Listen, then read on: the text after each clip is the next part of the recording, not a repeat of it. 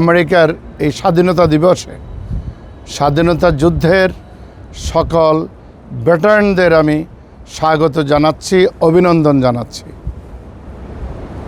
আর যে নেতৃত্ব সেদিন আমেরিকা গড়ার দায়িত্ব হাতে তুলে নিয়েছেন, আমাদের সেই পূর্বপুরুষদেরও আমরা শ্রদ্ধার সাথে স্মরণ করছি।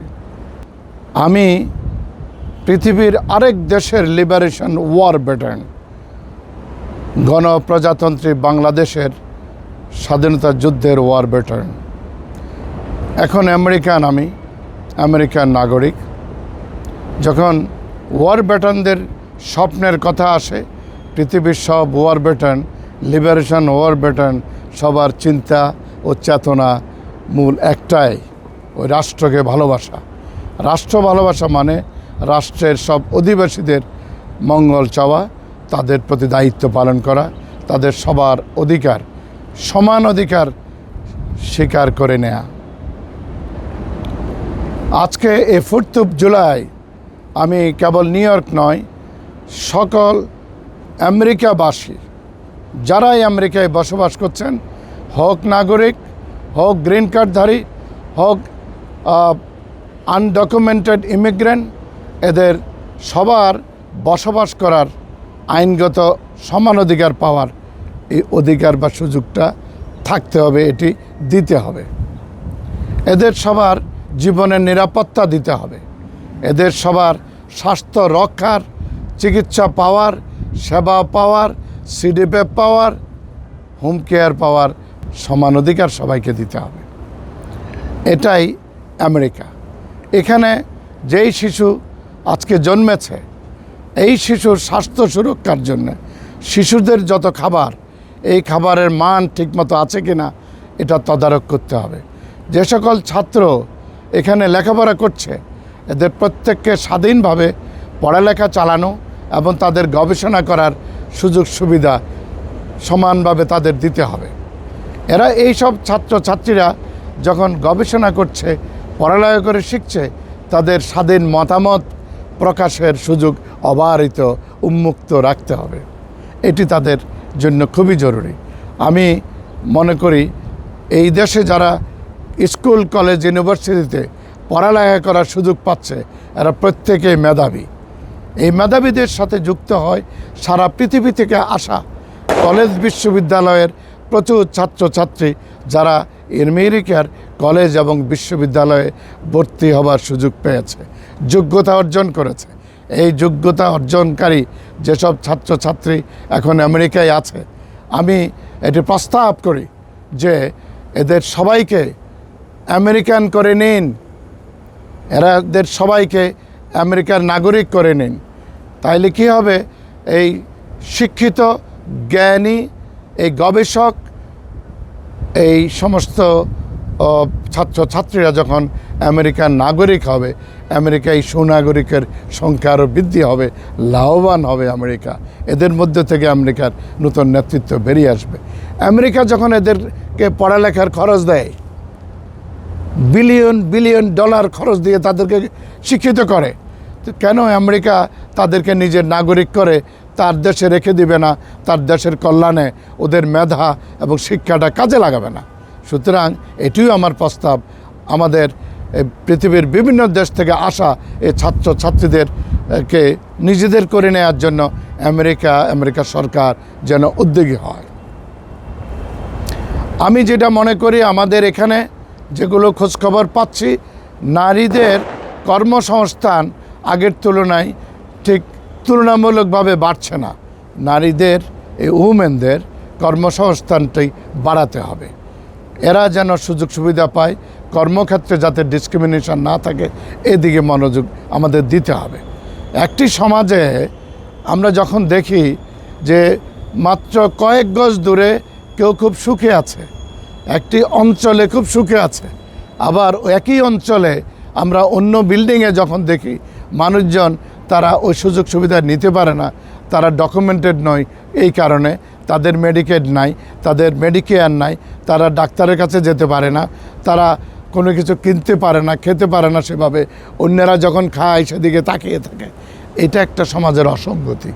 এটি আমেরিকার সৌন্দর্য বাড়ায় না, America is a super power of the world.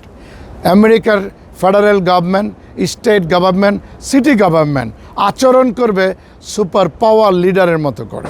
তাদের ভালোবাসাও সুপার পাওয়ারের ভালোবাসা হবে, একেবারে গগন থেকে শুরু করে সমুদ্র বেষ্টিত এই যে বিশাল অঞ্চল এলাকা, এরকম অনেক বড় হৃদয় প্রতিটি নেতৃত্বের। এটা খেয়াল রাখতে হবে প্রতিটি জনপ্রতিনিধির। এখানে জনপ্রতিনিধি তারাই হবে যারা মানুষকে ভালোবাসে, যাদের মানবিক গুণসম্পন্নতা অন্য অনেকের তুলনায় বেশি। তারা কোনো ডিসক্রিমিনেশন পছন্দ করবে না, টলারেট করবে না। এখানে আইন শৃঙ্খলার দিকে খুব বেশি নজর রাখতে হবে, সবাই যেন নিরাপদ থাকে। আজকে যেভাবে ড্রাগ, এই ড্রাগের মধ্যে যেগুলো আছে নেশাজাত ড্রাগ, এটা এমনভাবে বিলি এবং বিক্রি হচ্ছে, আজকে যুব সমাজ আজকে হতাশ। অনেক মানুষ আমরা দেখি এইখানে জন্ম নেয়া যারা ইমিগ্রেন্টও নয়, ঠিক এরকমও অনেক পরিবারের এই সন্তানরা ওই নেশায় পড়ে তাদের পড়ালেখা ছেড়ে দিচ্ছে। একসময় তারা জীবন থেকে ওরা ছিটকে পড়ছে। এটি ঠিক নয়। ওরাই আমাদের ভবিষ্যৎ। ওদের সবার জন্য নিরাপদ আমেরিকা আমরা চাই। আর সেই কারণে জনপ্রতিনিধিরা এই আইন করবার সময় খেয়াল রাখতে হবে যে কিভাবে এই নেশাজাত যে সমস্ত ড্রাগ, এটার উপরে পুরো নিয়ন্ত্রণ আনা যায়। অস্ত্র, এই অস্ত্র এখন শিশুদের হাতেও, প্রাইমারি স্কুল, হাই স্কুল, এই লেভেলও ছাত্রদের হাতে, ছাত্রীদের হাতে আজকে অস্ত্র পৌঁছে যাচ্ছে। কিভাবে যাচ্ছে? কিভাবে যাচ্ছে? আমরা যারা অস্ত্র তৈরি করি, আমরা যারা অস্ত্র সরবরাহ করি, অস্ত্র দ্বারা বিক্রি করি, আমাদের প্রতি সরকারের নজরদারি আরও বাড়াইতে হবে, যাতে করে আমাদের সন্তানরা নিরাপদ থাকে। তাদেরকে নিরাপত্তা দিতে হবে। এই জন্য এই গান সেল অ্যান্ড ইউজ, এটা কন্ট্রোল করতে হবে। এবং এটা করা গেলেই সব ছাত্রছাত্রী স্কুলে নিরাপদে যাবে। ছাত্রছাত্রী ঘর থেকে বের হলে, এই সন্তানরা ঘর থেকে বের হলে প্রতিটি বাবা মা নিশ্চিন্ত থাকতে পারবে। এটা তো শুধু মুসলমানের সন্তান নয়, এই শুধু বাঙালি সন্তান নয়, এই শুধু আফ্রিকান সন্তান নয়, এই শুধু জুইশ সন্তান নয়, এটি সবার জন্যই আমি মনে করি যে একটি নিরাপদ জায়গা আমাদের এখানে থাকুক। আর সেই জন্যে আমাদের প্রত্যেকটি জনপ্রতিনিধির এই কিছু কমন বিষয়ে আমাদের একতাই থাকতে হবে।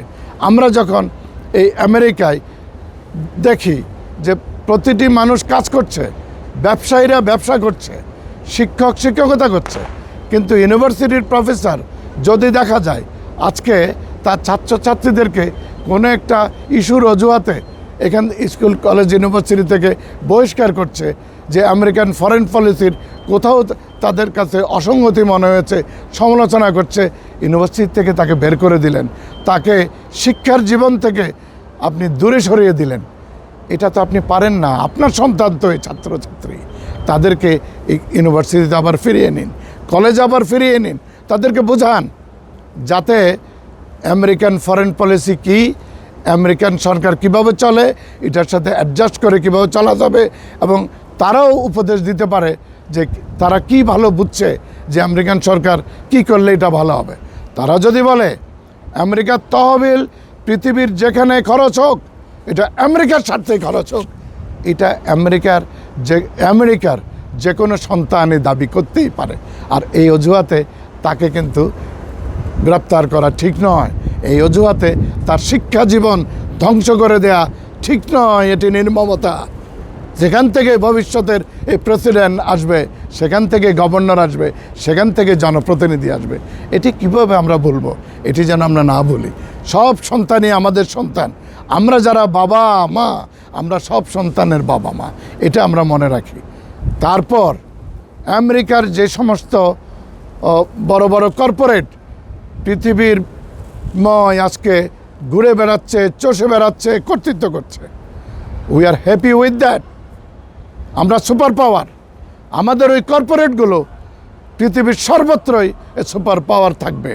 আমেরিকা সুপার পাওয়ার আছে, এ আমেরিকাকেই সুপার পাওয়ার থাকতে হবে। It will remain super power always. শ্রমজীবী মানুষদের কথা, এই যে আমার পিছনে এত উঁচু উঁচু অট্টালিকা, এটা কারা গড়েছে? বিলিয়নিয়ার ট্রিলিয়নিয়ারের টাকায় বা ডলার দিয়ে সব বানানো সম্ভব নয় যদি ওখানে শ্রমযুক্ত না হয়। শ্রমজীবী মানুষের এই ঝুঁকি, জীবনের ঝুঁকি নিয়ে এই কষ্ট করে এই নির্মাণ কাজ যদি না করে এই অট্টালিকা হয় না, এই শহর নগর সভ্যতা এটা বেগবান হয় না, এটা গড়ে ওঠে না। এটা আমরা জানি, তবু কেন মনে রাখি না এদের জীবন চলছে কীভাবে। এই কর্মজীবী মানুষ, এদের আয় রোজগারের দিকটা খেয়াল রাখতে হবে যাতে এরা সুখে স্বাচ্ছন্দ্যে এরা বসবাস করতে পারে। সুখে স্বাচ্ছন্দ্যে বসবাসকারী যে কোনো শ্রমজীবী মানুষ বেশি বেশি যথার্থ পরিশ্রম করতে পারে। সেই কারণে নিজের স্বার্থে হলেও এই শ্রমজীবীদের জীবনযাপনের প্রতি অগ্রাধিকার দিতে হবে, এদের সুস্বাস্থ্যের প্রতি অগ্রাধিকার দিতে হবে।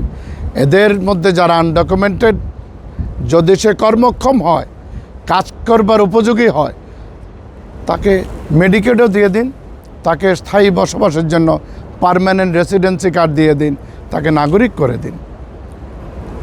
সে অবৈধ, তার আমেরিকায় বসবাস করার অধিকার নাই, এখানে তার সন্তান জন্ম হলেও তাকে আমেরিকা থেকে বের করে দিবেন। যেই সমস্ত রাজনীতিবিদ, যে রাজনৈতিক দলেরই হোক, যখন আমেরিকায় বসবাস করে অথবা জন্ম নেয়া কাউকে বের করে দেবার নীতি নেয়, তাকে ভোট দেবেন না, আমরাও ভোট দেব না। আর আমি আশা করি সারা পৃথিবীতে যেই সব দেশে সম্পদ আছে আমেরিকার স্বার্থে, সেই দেশগুলোর প্রতিও আরও বেশি সম্পর্ক নিবিড় করতে হবে। সেই কারণে প্রত্যেকটি মুসলমান দেশের সাথে আমেরিকার সম্পর্ক আরও সুদৃঢ় ও আন্তরিক করতে হবে। এই যথার্থ সম্পর্ক আমেরিকার স্বার্থেই করা দরকার, তাদেরকে আক্রমণ করে নয়। যেই প্রেসিডেন্ট ক্যান্ডিডেট ঘোষণা করে আমি নির্বাচিত হলে এই মুসলমান দেশগুলোকে আইসোলেটেড করে দেব, আমি নির্বাচিত হলে এখান থেকে মুসলমানদের বের করে দেব আমেরিকা থেকে, আমি নির্বাচিত হলে যে সমস্ত ছাত্র ছাত্রী এখানে আন্দোলন করেছে এবং আমেরিকার পররাষ্ট্রনীতি নিয়ে প্রতিবাদ করেছে বা বিতর্ক করেছে, তাদেরকে আমেরিকা থেকে বের করে দেব, সেই ধরনের কোনো প্রেসিডেন্ট ক্যান্ডিডেটকে আমরা প্রেসিডেন্ট করব না এবং আমরা কোনো জনপ্রতিনিধি করব না। আমরা সতর্ক থাকব। এই রাষ্ট্রের সর্বোচ্চ যিনি নেতা, যিনি একজন গ্লোবাল নেতার পজিশনে যাবেন, তিনি হোয়াইট হাউস আক্রমণ করেন, হোয়াইট হাউস দখল করতে যান, গণতন্ত্র মানেন না। নিজেই যদি গণতন্ত্র না মানেন, এই পৃথিবীর সারা পৃথিবীর গণতন্ত্রের যে নেতৃত্ব আমেরিকার, এই আমেরিকার এই নেতৃত্ব তো তিনি রক্ষা করতে পারবেন না। কাজে এই ব্যাপারেও আমাদের সজাগ থাকতে হবে। আমরা গণতন্ত্রী, আমরা আজকে যেমন ডেমোক্রেটিক প্রাইমারিতে ভোট দিয়েছি, আমরা ডেমোক্রেটিক পার্টির মেম্বাররা, রিপাবলিকান পার্টির মেম্বাররা ভোট দিয়েছি রিপাবলিকান পার্টির প্রাইমারিতে। আজকে এখানে তো কোনো পার্টির নেতা বা প্রেসিডেন্ট আজকে এটার মালিক নয়, তার কথা মতো আমরা এখানে চলে না, এখানে চলে দলের সদস্যদের কথা মতো। কাজে এই গণতন্ত্র রক্ষা করতে হবে। এখানে কোনো ডিসক্রিমিনেশন চলবে না, এখানে কোনো বিদ্বেষ চলবে না। বিদ্বেষ ও ডিসক্রিমিনেশনের যে রাজনীতি, এটা যারাই আমেরিকার ভিতরে, সেটা যে পার্টিতেই হোক, ওই পার্টির প্ল্যাটফর্মকে ব্যবহার করে যারা এটি চালাচ্ছেন, তাদের ব্যাপারে আমরা সতর্ক থাকব, সাবধান থাকব। আমরা চাই গণতন্ত্রীদের। আজকে প্রেসিডেন্টকে হলো না হলো তা নয়, এই নিউ ইয়র্ক হচ্ছে ডেমোক্রেটদের। আমরা সব সময় এখানে দেখে এসেছি ডেমোক্রেটরাই কাজ করছে, নিউ ইয়র্ক গড়ে তুলেছে। আজ এখন এই নভেম্বরের নির্বাচনে আমরা এই ডেমোক্রেটরাই আবার বিজয়ী হব। আপনারা সবাই ঘর থেকে বের হন, আপনারা ডোর টু ডোর নক করুন এবং আপনারা ভোট দিন। ডেমোক্রেটদের বিজয়ী অনিবার্য এবং আমরা নিউ ইয়র্কের ঐতিহ্য রক্ষা করব। ডেমোক্রেটরাই বিজয়ী হবে। আপনি ডেমোক্রেট, আমরা ডেমোক্রেটদের বিজয়ী করব। নভেম্বরে 4th of জুলাইয়ের শুভেচ্ছা আপনাদের সবাইকে, এবং নভেম্বরের নির্বাচনে সবাইকে একসাথে দেখতে চাই। এই নির্বাচন কেন্দ্রে আমরা সবাই ডেমোক্রেটদেরই ভোট দেব। আমরা সবাই ডেমোক্রেট, নিউ ইয়র্ক ডেমোক্রেটের এবং ডেমোক্রেটেরই থাকবে। ধন্যবাদ।